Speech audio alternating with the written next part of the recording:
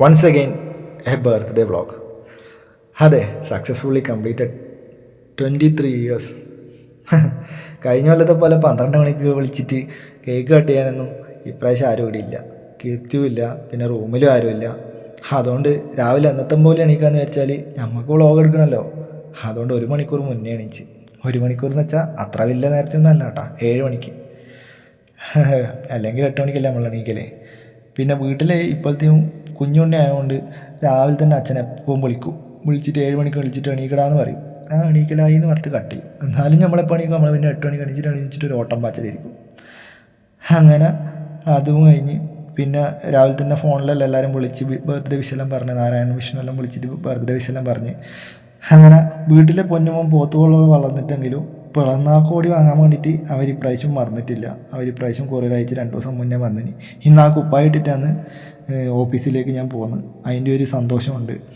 പിന്നെ അച്ചാച്ചൻ ഇത്തവണ വിളിക്കാനില്ലെങ്കിലും അച്ചാച്ചനെ ഓർക്കാത്തൊരു ദിവസവും എനിക്കില്ല.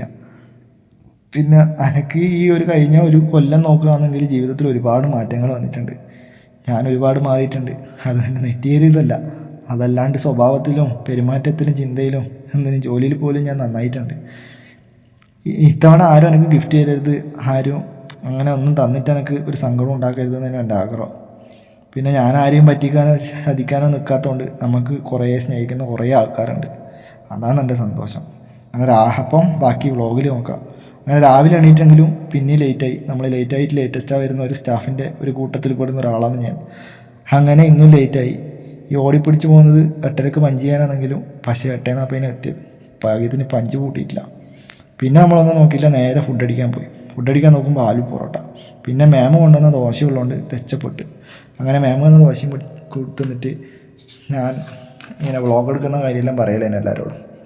അങ്ങനെ ഓഫീസിൽ പോയി എല്ലാവർക്കും കൈയെല്ലാം കൊടുത്ത് എല്ലാവരും ബർത്ത്ഡേ വിഷെല്ലാം പറഞ്ഞ്.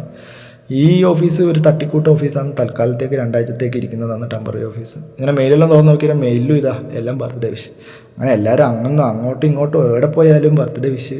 അങ്ങനെ കമ്പനീൻ്റെ ഒരു ഗിഫ്റ്റിൽ ചെടിച്ചട്ടിയാണ്.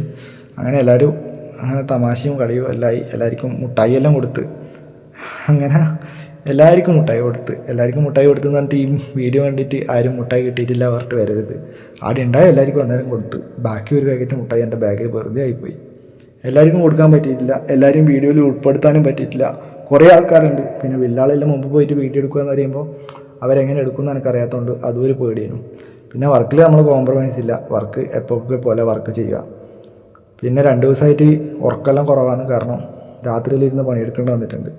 അതുകൊണ്ട് ഇപ്പം ചെറിയൊരു മടിയുണ്ട്. കാരണം നമ്മൾ ഉറങ്ങാഞ്ഞാൽ നമുക്ക് അങ്ങനെ പണിയെടുക്കാനൊന്നും കഴിയില്ലല്ലോ.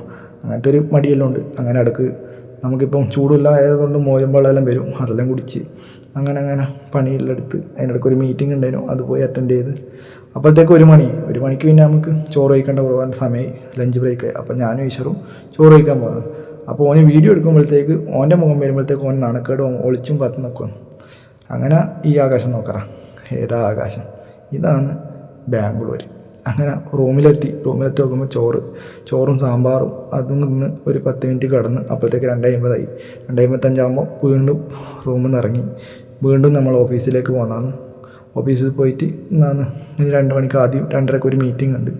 അങ്ങനെ ഈ പ്രസ്റ്റീജ് സിറ്റിയിൽ എൻ്റെ 3ാമത്തെ പിറന്നാൾ ആഘോഷമാണ്.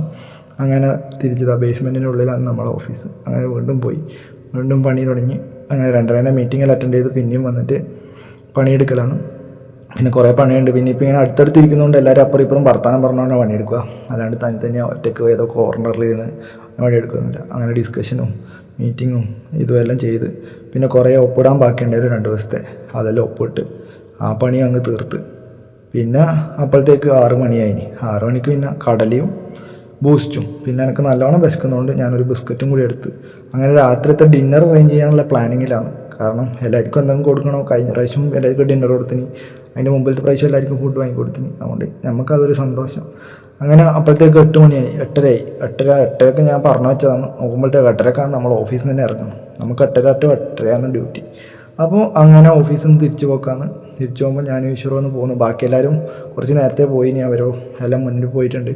അവരോട് എല്ലാവരോടും അവിടെ എത്താൻ പറഞ്ഞിട്ടുണ്ട്. നോക്കുമ്പോഴത്തേക്ക് നമ്മൾ പോയി എത്തുമ്പോഴത്തേക്ക് തന്നെ 8:45. 8:30 ബുക്ക് ചെയ്ത് വെച്ചതാണ് അവിടെ സീറ്റെല്ലാം ടേബിളെല്ലാം. അങ്ങനെ 8:30 8:45 അവിടെ പോയി നോക്കുമ്പോഴത്തേക്ക് ഇവർ തൊപ്പിയെല്ലാം തന്നിട്ട് കേക്ക് മുറിക്കാൻ 2 കേക്കും എന്തെല്ലോ ഗിഫ്റ്റെല്ലാം വാങ്ങി വന്നിട്ട് എന്നെ ആകെ ബേജാറാക്കി കളഞ്ഞ്. എനിക്കാകെ ഒരു സങ്കടമായി. കാരണം ഞാൻ എല്ലാവർക്കും പാർട്ടി വെച്ച് കൊടുക്കുന്നത് എൻ്റെ സന്തോഷത്തിനാണ്. അവർ അതിന് ഇടയ്ക്ക് വന്നിട്ട് എനിക്കൊരു ഗിഫ്റ്റ് തരുത്തും. കേക്ക് കട്ട് ചെയ്യുന്നത് ഓക്കെ, എനിക്ക് ഗിഫ്റ്റ് തരുന്നതൊന്നും എനിക്കത്ര ഇത് വേണ്ടാന്നുള്ള രീതിയിലാണ്. അപ്പോൾ എല്ലാവരും കേക്കെല്ലാം കട്ട് ചെയ്തു. ഇത് ഒരു 10-14 ആളുണ്ട്. ഇനിയും കുറേ ആൾക്കാരുണ്ട്. എല്ലാവരും ഒന്നും വിളിക്കാൻ കഴിഞ്ഞിട്ടില്ല. വിളിച്ചതിൽ കുറച്ചാൾ വന്നിട്ടുമില്ല. അങ്ങനെ എല്ലാവർക്കും കൂടി കേക്കെല്ലാം മുറിച്ച് അതാ ഷൂ ആണ് എനിക്ക് ഗിഫ്റ്റായിട്ട് തന്നത്, ബാറ്റേൻ്റെ. അങ്ങനെ എല്ലാവർക്കും തിന്നാനെല്ലാം വാങ്ങിക്കൊടുത്ത് അൽഫാമും പൊറോട്ടയും. ഇത് കേരള ഒരു ഷോപ്പാണ്, കേരള ഷോപ്പാണ്. അവിടെ വന്നിട്ടാണ് കൊടുത്തത്, സൈറ്റിൻ്റെ അടുത്ത് തന്നെയാണ്. അങ്ങനെ എല്ലാവർക്കും പൊറോട്ടയും അപ്പവും ചിക്കനും അൽഫാമും എല്ലാം വാങ്ങി നമ്മളെല്ലാവരും അങ്ങനെ തിന്ന് കഴിഞ്ഞ് എല്ലാവരും വ്ളോഗിലെല്ലാം എടുത്ത് അങ്ങനെ എല്ലാവരും സന്തോഷമായി. എനിക്കും നല്ല സന്തോഷമായി. പക്ഷേ ഗിഫ്റ്റ് കിട്ടിയതിൽ മാത്രം ഒരു സങ്കടമുണ്ട്. അങ്ങനെ എല്ലാവരും എൻ്റെ കൂടെ നിൽക്കുന്ന എല്ലാവരുമാണ് ഇതെല്ലാം. അതിലെനിക്ക് ഇവരോടുള്ള നല്ല സ്നേഹമുള്ളവരാണ്. അങ്ങനെ ഇന്നത്തെ വീഡിയോ അത്രയേ ഉള്ളൂ. Thank you and bye bye.